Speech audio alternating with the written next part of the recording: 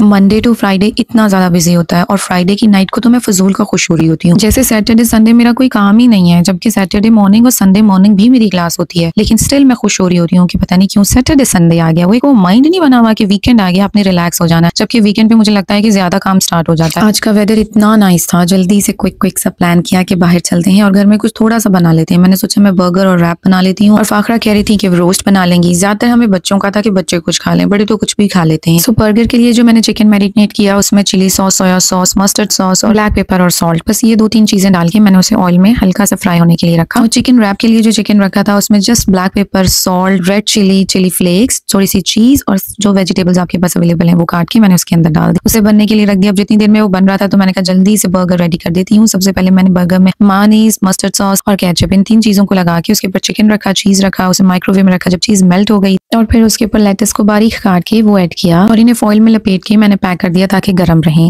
अब दूसरी साइड पे टोटीला रैप की बारी थी। ये टोटीला रैप बने हुए आते हैं, सो इसके ऊपर केचप और मायोनीज ऐसे स्प्रेड किया, जो चिकन का मसाला था वो ऐड किया और थोड़ी सी चीज ऐड करके इसके रोल बना दिए। अब रोल बना के जो जब सारे रोल बन जाएंगे, मैंने दरमियान से हाफ कर दिया था। मैंने कहा कि क्योंकि बच्चे पूरा खाते नहीं है और फिर वो जाया हो जाते हैं, तो उसे माइक्रोवेव में रख देना है ताकि चीज मेल्ट हो जाए और अगेन उसे फॉइल में लपेट के रख दिया ताकि वो गरम गरम रहे। अब सारी चीजें रेडी हो गई थी, साथ में ड्रिंक्स, जूस, क्रेप्स, बिस्किट्स, जो जो स्नैक्स अवेलेबल थे वो सारे के सारे रखे, क्योंकि मेरे बच्चों को ना जाते साथ भूख लग जाती है। हमने पहले ही प्लान कर लिया था कि जो जल्दी फ्री हो जाएगा वो एक दूसरे के घर चला जाएगा और फिर वहां से हम इकट्ठे निकल जाएंगे। यहाँ से हम निकले, पार्क पहुंचे। यहाँ पे ना ये जो पार्क है मुझे हमेशा से बहुत पसंद है और हर गर्मियों में मैं यहाँ मस्त आती है। यहाँ पे कुछ लोग मिले, कहते हैं कि हम आपके व्लॉग्स बहुत शौक से देखते हैं। मुझे इतना अच्छा लगा, मेरे साथ पिक्चर्स वगैरह बनाई। पानी इतना ज्यादा ठंडा था कि मेरे से तो खड़ा नहीं हुआ जा रहा था, मेरे तो पाँव फ्रीज हो गए थे, लेकिन बच्चे थे कि बाहर आने का नाम ही नहीं ले रहे थे, पूरे के पूरे गीले हो गए थे और कांप रहे थे। फिर आते थे, फिर धूप में चले जाते थे और फिर पानी में चले जाते थे, लेकिन स्टिल इनका दिल ही नहीं भरा था। तो मैंने भी कहा जी करो, खुल के एंजॉय करो, गर्मियां हैं तो अब लो मजे।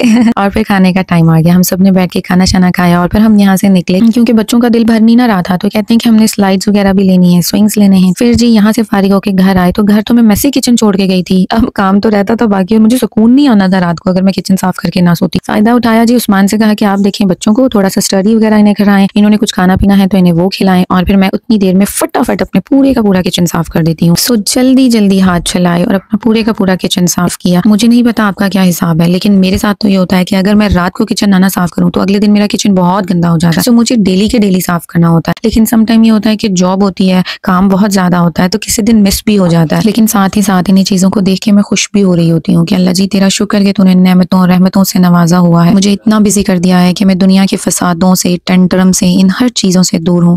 वरना सही कहा है किसी ने कि खाली दिमाग तो शैतान का ही होता है। साफ सुथरे किचन को देख के मेरी ओसीडी को जो सुकून आया ना, उसका तो लेवल बता नहीं सकती। दिन इतना अच्छा गुजरा। मिलते हैं एक नए व्लॉग में। अल्लाह हाफिज।